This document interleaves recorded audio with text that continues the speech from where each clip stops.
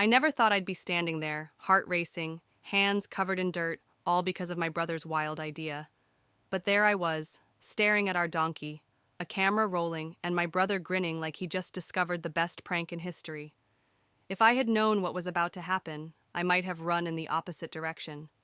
It all started that afternoon when my brother, Jake, came sprinting into the backyard, his face full of excitement. "Come on, we're doing something crazy," he said, barely giving me a chance to react. Now, if you know Jake, you know that crazy usually means trouble. But he had that look in his eyes, the one that made it impossible to say no.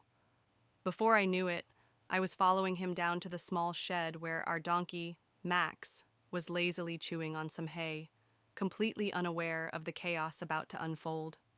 "We're gonna make the funniest video ever," Jake announced, pulling out his phone and pressing record. That's when I got nervous. Jake's definition of funny usually meant embarrassing for me. "What are we doing?" I asked, already regretting my decision to go along with this. Jake just smirked. "Trust me, it's gonna be legendary." Now, I don't know if you've ever tried to get a donkey to cooperate on camera, but let me tell you, it's not easy. Max wasn't interested in our nonsense. He just stood there, swishing his tail, acting like he was too good for our plans. But Jake wasn't giving up. He had a plan, and unfortunately for me, I was a big part of it. "You just have to do this one thing," he said, nudging me forward. "Max will react, and it'll be hilarious. Just trust me." At that point, I knew two things for sure. One, I absolutely could not trust Jake. And two, whatever he had planned, I was probably going to regret it. But the camera was rolling, and Jake was already laughing before anything even happened. That's when I realized there was no turning back. I took a deep breath, looked at Max, and did exactly what Jake told me to do. And in the next few seconds, everything went completely out of control. The moment I moved, Max reacted in a way none of us expected. His ears perked up, his eyes went wide, and before I could even blink, he let out the loudest, most dramatic noise I had ever heard. It wasn't a normal donkey sound. It was like a mix between a scream and a whistle, and for a second, I thought the whole neighborhood was going to come running to see what was going on. Jake, of course, was already on the ground laughing, his phone shaking in his hands as he tried to keep recording. "Oh man, that was perfect," he choked out between laughs. I, on the other hand, was frozen, still processing what just happened. I glanced at Max, who was now looking at me like I had personally offended him. He stomped one hoof, swished his tail again, and then, just to make sure I knew he wasn't happy, he turned around and did something that made my stomach drop. Jake?" I whispered, stepping back. But Jake was too busy laughing to notice what was about to happen. Now, here's the thing about Max. He may be a donkey, but he's got the attitude of a king. If he doesn't like something, he lets you know, and right now, I could tell he was about to do exactly that. I barely had time to react before Max made his move. The second it happened, Jake's laughter turned into a loud, "Oh no!" And I knew things had just gone from funny to completely out of control. But before I tell you exactly what happened, let me back up for a second. You see, Max wasn't just any donkey. He was practically part of the family. We'd had him since we were kids, and over the years, he had developed a personality that was way too big for his little farm life. He was smart, almost too smart, and he knew how to get what he wanted. Whether it was sneaking into the garden for extra carrots or pretending to be hurt just for attention, Max had tricks up his sleeve that kept us on our toes. Jake and I had grown up with him, and we had done our fair share of dumb things around him. But for the most part, Max tolerated our antics. Until now. This time, whatever Jake made me do had clearly crossed the line. And the worst part? The camera was still rolling, capturing every second of what was about to unfold. Max didn't hesitate. 1 second, he was standing there, glaring at me, and the next, bam! He kicked his back legs out so fast that I barely had time to jump out of the way. Jake yelped, stumbling backward, his phone nearly slipping from his hands. "Dude! That was way too close!" he shouted, eyes wide. My heart was pounding. I had seen Max kick before, but never like that. He wasn't just annoyed, he was mad. and for the first time I realized I might have actually pushed him too far. "Why would you make me do that?" I snapped at Jake, still trying to catch my breath. Jake, of course, was grinning like this was the best thing that had ever happened. "Because it was hilarious," he said, holding up his phone. "You should have seen your face." I didn't have time to argue because Max wasn't done. He was still standing there, his ears pinned back, watching us like he was waiting for us to try something else. And knowing Jake, he probably would. The thing about my brother is that he never knows when to stop. If something is funny once, he'll push it 10 times harder until either we're in trouble or something breaks. And right now, I had a feeling we were about to hit both. "Maybe we should stop," I suggested, taking a slow step back. But Jake shook his head. "Are you kidding? We just got the best reaction ever.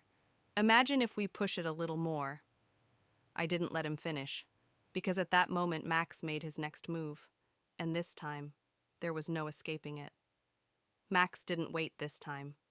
Before either of us could react, he lunged, not in a fast, dramatic way like a wild animal, but in a slow, deliberate, almost taunting way, like he knew exactly what he was doing. His big, stubborn hooves stomped forward, and I swear I saw the slightest smirk in his expression, as if he was enjoying this moment. Jake?" I muttered, my voice shaky. But Jake was too focused on his phone, still recording, still grinning like this was just another harmless joke. "Relax, he's just messing with us," he said, waving his hand like I was overreacting. Max flicked his ears, took another step forward, and that's when I knew we were in real trouble. His patience had officially run out. "Dude, run!" I shouted. Jake finally looked up just as Max made his move. He didn't kick this time. He didn't charge. No, Max went for something far worse. With one swift motion, he grabbed the sleeve of Jake's hoodie, yes, grabbed it with his teeth, and yanked. Jake let out a high-pitched yelp, stumbling as Max gave another tug. The phone wobbled in his hands, the screen tilting wildly as the camera caught every second of his panic. "Max, let go! Let go! Let go!" Jake shrieked, twisting in circles, trying to break free. I was frozen, torn between laughing and rushing to help. But Max wasn't letting up. He held on tight, dragging Jake forward like he was proving a point. And for the first time in this whole ridiculous situation, my brother, the king of pranks, the fearless troublemaker, actually looked scared. And that's when Max did something none of us saw coming. Just when I thought things couldn't get any worse, Max made his final move. With one last powerful yank, he let go of Jake's hoodie, at the exact moment Jake was pulling in the opposite direction. The force sent Jake flying backward, arms flailing, his phone slipping from his grip. Everything seemed to move in slow motion. The phone spun through the air, the screen reflecting the bright afternoon sun before it landed, smack, right into the biggest, muddiest puddle in the entire yard. A perfect, slow-motion splash. For a second, there was silence. Jake was sprawled on the ground, staring in horror at his phone, now half buried in mud. Max stood tall and proud, flicking his tail as if he had just won some kind of battle. And me? I was trying so hard not to burst out laughing. Jake scrambled to his knees, reaching for his phone with shaky hands.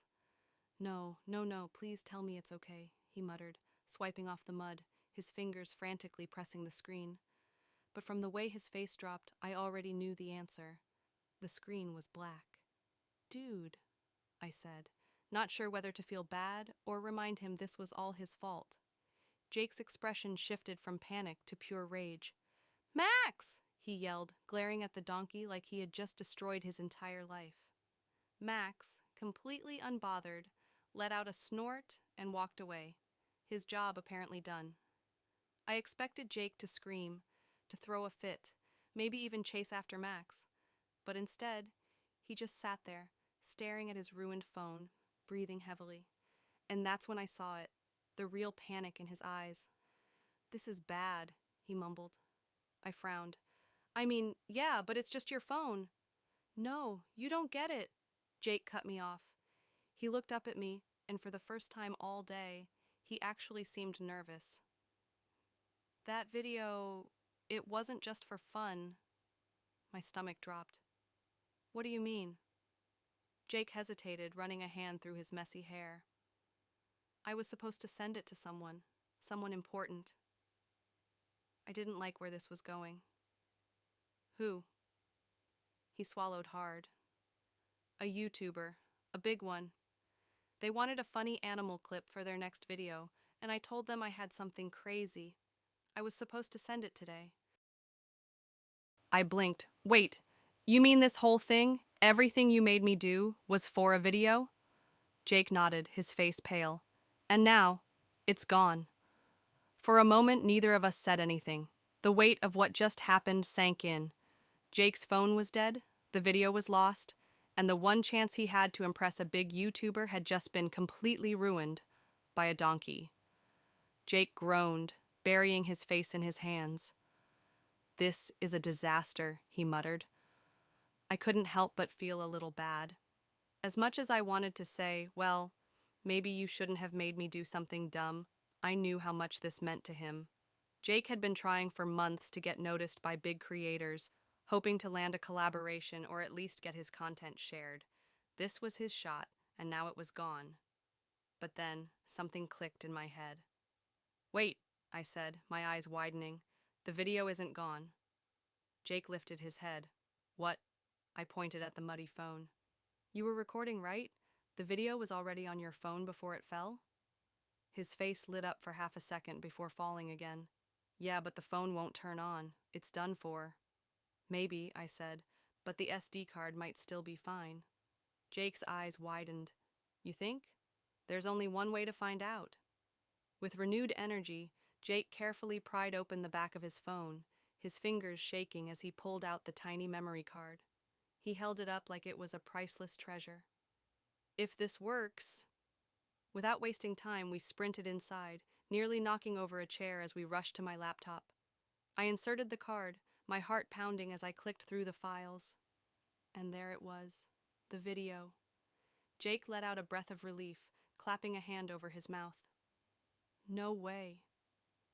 I clicked play, and we watched as the entire chaotic sequence unfolded.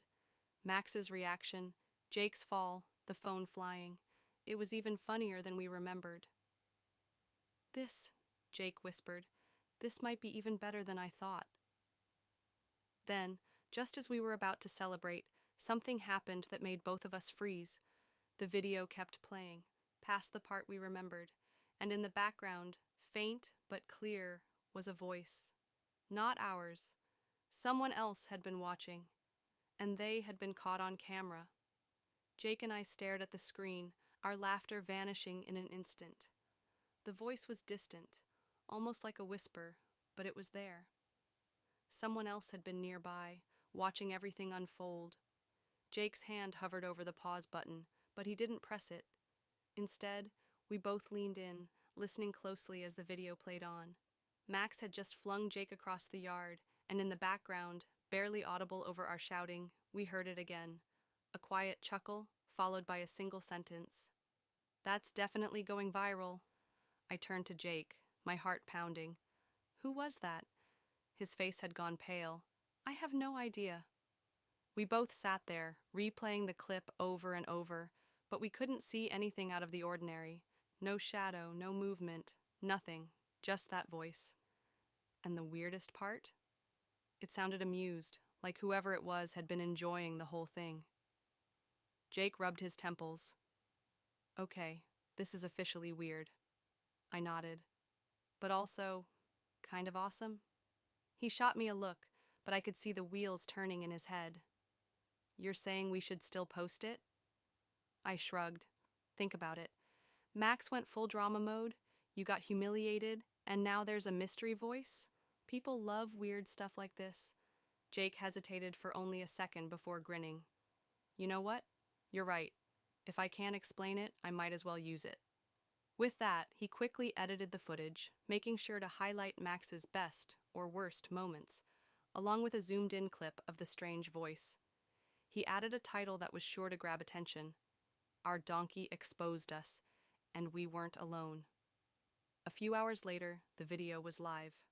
Within minutes, the comments flooded in. Some people were crying from laughter at Max's revenge, others were obsessed with the mystery voice, and a few even claimed they knew who it belonged to, though none of the theories made sense. Jake leaned back in his chair, watching the views climb. "This might be the best thing we've ever done." I smirked. "Yeah, and to think, you almost lost it all because of a puddle." We laughed, finally able to enjoy the chaos for what it was. Outside, Max stood near the fence, watching us through the window. He flicked his ears and snorted, almost like he knew exactly what he had done. And honestly, maybe he did.